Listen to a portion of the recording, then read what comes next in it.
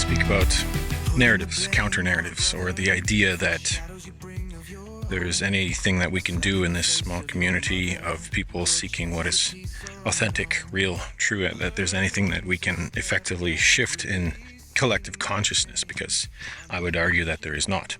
People like myself, perhaps yourself, who are inclined to lean into what is real and true and authentic about this reality, have spent our lives and a lot of energy and time and focus and, countless hours, days, maybe years, perhaps decades, trying to dispel what is real from the mainstream and consensus and collective reality, and the stories that are perpetuated in the public consciousness, and the ideas that are perpetuated through public education and the industry that is academia, and the completely corrupt, distorted, and dissociated from actual history and actual real and true science and medicine and economy and history and archaeology and virtually everything about science and physics and such. All of these integral things to how we conceive and perceive and construct our reality, essentially, because we're co-creating these things. These ideas are forced into our consciousness, are forced into our belief system. These coerced, distorted, nonsensical things are perpetuated by those who have the most access, the most funding, the most control over the mediums of narrative and social engineering. And so for us to think that we're going to suddenly flip these things, that we're going to put any sort of a dent into this reality, into this very controlled and gate-kept nature of reality perception, this very tightly controlled narrative machine, is folly, I think. And I don't believe that's the point of what we do. And I don't believe that the majority are supposed to experience life in that way necessarily, especially in the era in which we live. It may have been so in other times, but it's my contention that those who know the truth, who know what is real, and who get the most out of this life, that's a very small sprinkling of a percentile of the civilization of humanity at large. And we can argue how many, people actually exist in this realm, whether it's a few 100,000 or whether it's billions. I would defy you to prove either way which one is real and true, because everything is done through your perception filters, through your perspectives, and these ideas that you have about reality, the world, civilization, the nature of this realm, whether it's a globe or flat and stationary. All of these things are contesting and fighting for your time and attention and for your belief, that creative spark, that energy that you have that sustains you. And when these things conflict and contrast, what do you stand on? What do you really even know to be real and true, except for what you might get through your 5 primary senses, right? What do you see? What do you experience every day? What do you actually know to be true about your reality? Someone who's pursued the truth movement, the truth research, and unpacking and destroying these conspiracies and big damn lies of the controllers and self-professed owners of the world. How would you ever think that we could counter that and make any sort of change against it, when in fact all it does is serve us and inspire us and motivate us to pursue what's real and true? And in that regard, wouldn't it be more likely that there are far fewer of us who are real, genuine souls in this material realm than is projected out on the world stage, in the world theater? Wouldn't it make a little more sense that there are actually very few of us who are legitimate souls here to experience this earth reality in the way that it has been constructed and maintained through our perceptions, individually, collectively? But the collective is probably a hell of a lot smaller than we really think it is. And that doesn't really matter. Because the point I'm trying to get to here is, if we're fighting and wanting to change things and to wake people up and to shake people out of their unconscious belief systems, to shake people up from their mind control and brainwashing, to shake up the narrative, to fix broken systems of politics and finance and government, to fix systems of academia and food production and science and music and to fix everything that's broken, because everything is broken systemically. It is a broken system from a certain perspective, from certain perceptions. What the hell are you going to do to fix that? if you can't even take care of your own life, your own backyard, your own fundamental creative energy, and maintaining and dispelling the nonsense, unlearning the conditioning and programming and brainwashing that you've been subjected to, willingly or not, consciously or not. If you can't even take care of those basic things, what are you going to affect in the world stage? Nothing. The greater and more important thing likely that we should consider, and what we should actually prioritize in this short life, is the things that we can do anything about, such as getting to know our soul, getting to listen, reorient, living inside out, reorienting our whole reality construct and how we perceive this realm, and to reframe things such that everything that we see outside of us is some sort of simulation. It is some sort of a simulacrum. It is some sort of a scripted reality that we can do essentially nothing to change, and accept the fact that that's not why we're here.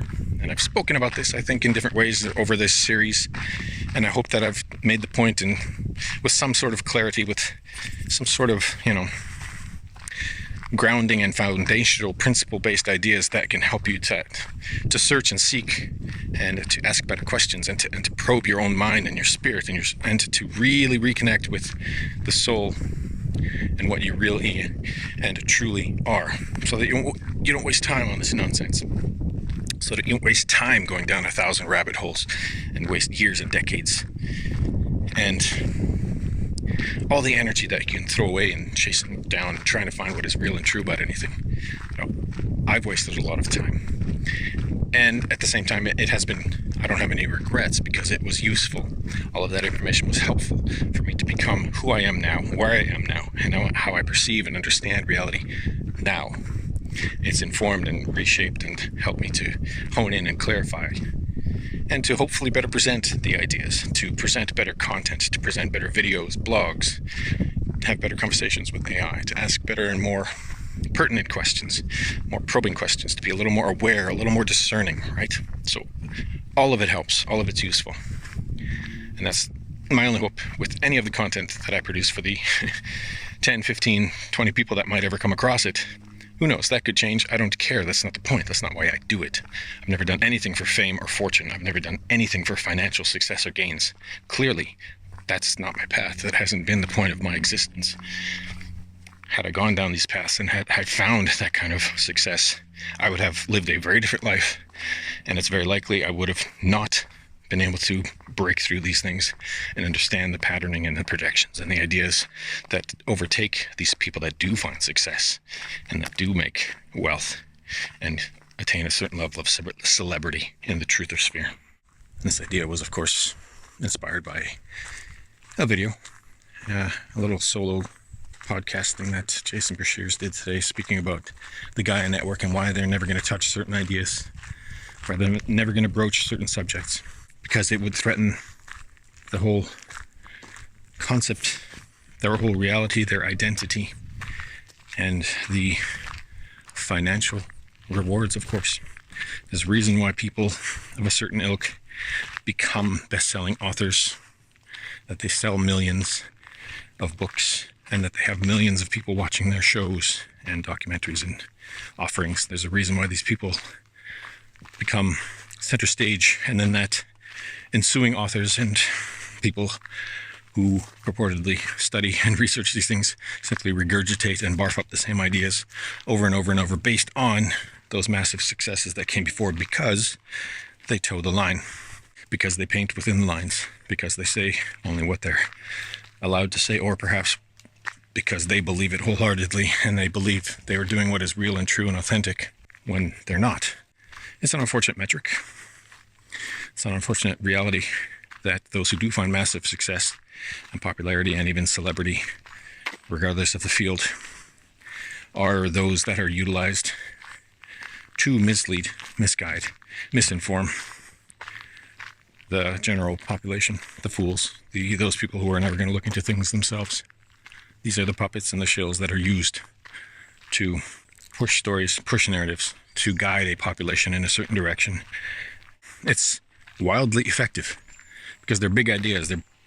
They're the people, the authors that are going to get on the Oprah's readings list and the New York Times bestsellers. These are the people that are going to allegedly push these dangerous and truthful and paradigm-shifting ideas into the public consciousness.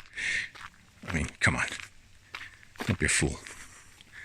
There's a reason that they're going to be allowed by the gatekeepers to be on these lists, to be allowed any celebrity whatsoever. They're going to have a crew, a posse of people around them that are going to keep them on task, on topic. And that's the crowd that I don't fall into. That's a crowd that people like Jason Breshears and others who came before him, the chronologists and catastrophists who studied real history, looked at original source material, and will never be popular because it threatens the entire system, the entire paradigm and foundation that this false reality, this false mainstream narrative is built upon. So if we want to believe ourselves able to make any sort of change on a mass scale, we're delusional. That's not the point. And I think if and when something like that could ever happen, it's very likely the entire reality construct would simply collapse. Whoever or whatever might be running it and maintaining it, if it is a simulation, would simply, they'd simply have to admit, that didn't work. They found out too quickly.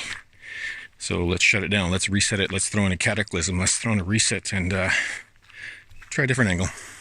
Let's put these strange psychopaths in control for this go round, this next cycle, this next reality bubble, this next 1 to 2 to 300 years. See how quickly they figure it out, if they do at all. And again, that goes back to the idea that there isn't billions of us. There never will be, and there never has been. Maybe certain ideas or expressions or ways in which that is projected onto collective consciousness, and these ideas that are maintained through modern media and information sources, but there's no way to verify it. And even if we are well-traveled, the only time we really ever see any masses of people are in these condensed populated areas like big cities and such. Most of the world, the Earth's planet surface, is empty, unpopulated. I think 95% empty space. So all this, whatever, I could touch on the idea of overpopulation, which is a complete joke and a big fat lie, like anything that is perpetuated by these self-professed experts and such. But the point is to be smart with your energy, to be wise with where you apply your creativity, to be aware of where you may being led by the nose into distortions and lies and reality constructs and things that are simply going to eat up your time here for nothing, that you're just going to give it away, chasing down some sort of nonsense and trying to expose whatever, or trying to awaken the masses, that kind of idea. It's never going to happen, but that's also not the point. That's just another, trap, a trick of the construct, wherein well-intentioned, loving, caring, compassionate people think that it's necessary to wake up or to save the world or to save souls and such, these misguided, nonsensical notions, as if we need to be saved from something. We don't. And the only kind of saving and saviorship that exists is within you, for yourself. That's it. Anything beyond that is arrogance and hubris at best. We're not here to change the cultural narrative. We're not here to try and fight and dispel the trance and the confusion and the overarching ideas and stories that are perpetuated generation after generation, the perpetual memory holding of historical events where people forget that certain ideas have proven to be false, that certain events probably never happened, or they didn't happen, at least how they're described, or how they've been memorialized in textbooks, how they're ritualized every year into memorial events, how they're repeatedly brought back into public consciousness and repeated, because that's the only way a lie can be maintained. And if they're big ones, they need to be maintained and repeated all the time, at every level of society, to the point where questioning it feels creepy and weird and dangerous, feels misplaced and delusional and crazy, making it feels wrong to dare to question something so fundamental, something that's been so long accepted. How could you be so arrogant to think that that's wrong? But to me, that's a signal that you're on the right path. And it only is useful on a very personal, individualized level, because we're not here to save the collective. We're not here to fix things in the mainstream. We can't. We don't have the access. We don't have the energy. We don't have the time. We don't have the resources. And so those who do make some inroads in this regard, those who do find some success, become more and more of a threat as they go. And the agents of the narrative, the gatekeepers of the mainstream, the controllers of empire, have agents all over the place that are simply going to take your knees out from under you, if not simply just end you. And the easiest way to start is character assassination and destroying people's careers online, destroying their income streams, limiting their access to monetization on social platforms and such.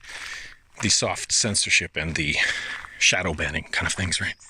It is exceptionally easy to block out information such as what I'm offering in, but not that I'm offering great information. I'm just synthesizing ideas from other sources, but those who are introducing ideas that are truly paradigm shifting. That's a constant battle, a constant upward challenge. Most of them disappear or are disappeared into history. Their offerings, their books, their writings, their documentaries, their lectures and such get disappeared, ostracized, pushed to the fringe, reframed by some cultural narrative, reframed as, these defective minds, these crazy people, these lost rebels, these rebels without a cause, these nutters who dare to question the narrative and mainstream ideas in whatever field it might be, but usually anything foundational and critical to society and the mass consensus perception of what's real about today and yesterday. It's very tightly controlled. And you're not going to shift that. You're not going to change that in your one short life, regardless of how much momentum you might gain. The moment you do start gaining that momentum, the algorithm is simply going to shut you down or make it increasingly difficult for you to do it and to pursue it. So consider where you want to put that kind of energy. Consider why. I certainly don't mean to dissuade or discourage you from pursuing this line of inquiry, for pursuing this life, for pursuing what is real and true. In fact, it's the opposite. I want you to pursue those things. Just like I want to know what's real and true, what's authentic about this place, and the people and the stories and the ideas and the presuppositions and the foundational ideas, the scaffolding that we stand upon with which to create and co-create this reality. I have always wanted to know what is true. Don't be discouraged or dissuaded if that is something that excites and interests and motivates you, because we need people to be doing that. And there are always going to be those that are going to stand against the flow, going to dive right into the deep end and explore these ideas that are difficult and counter-narrative and counter-cultural and counter to what the mainstream is always offering. And the easiest place to start is basically anything. It's on offer through the biggest selling books, the biggest blockbuster type movies, the biggest movements and headlines in science, and biggest ideas and headlines in government, education, food, on and on and on. Start with the fact that those are likely false premises. Those are likely built on fiction, on false narratives, on manufactured ideas. That these ideas of geopolitics and world conflict and all of these struggles that are completely forced into our consciousness day in and day out across news information and news feeds and such, that they are completely fabricated and they are essentially the opposite of what is true. And you're starting in a pretty good place. It's the what Matt would say at Quantum of Conscience, rule of opposites, that has essentially never failed us, those of us who are looking for what's real and true.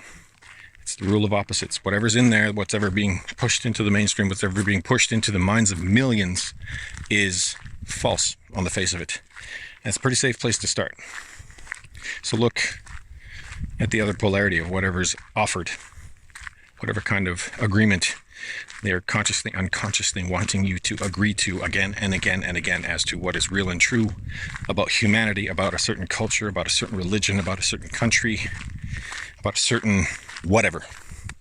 anything that's in the mainstream, all these ideas and enemies and threats and existential nonsense that's perpetuated has been just regurgitated and barfed up repeatedly for generations. All of it fabricated and fermented by the same gatekeeping, controlling, and manipulating forces, as always, that are as ancient as time. So if you want to go down that road, do so.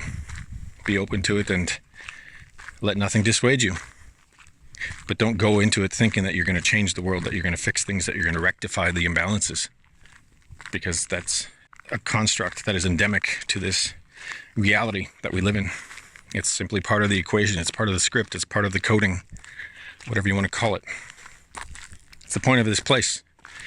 It's the point of being here. It's the point of the earth realm that we currently know and exist within. And we're not going to make any massive sweeping changes to it. And to what end, right? The whole idea is polarity. The whole idea is duality. The whole idea is contrast, conflict within, without. That's the point of this place. It might be different elsewhere. It could be different in another era, another epoch or eon. But right now, where we are, accept the reality for what it is, and accept that that which is authentic, real, and true can only be discovered individually by our own, within our own hearts and minds, within our own personal reality bubbles. And we're never going to know everything. We're never going to figure everything out. And we're not certainly going to make any changes to the big picture, the big script, the big story, the big screenplay that's playing out on the world stage. So set that aside and don't be discouraged or depressed or sad about that.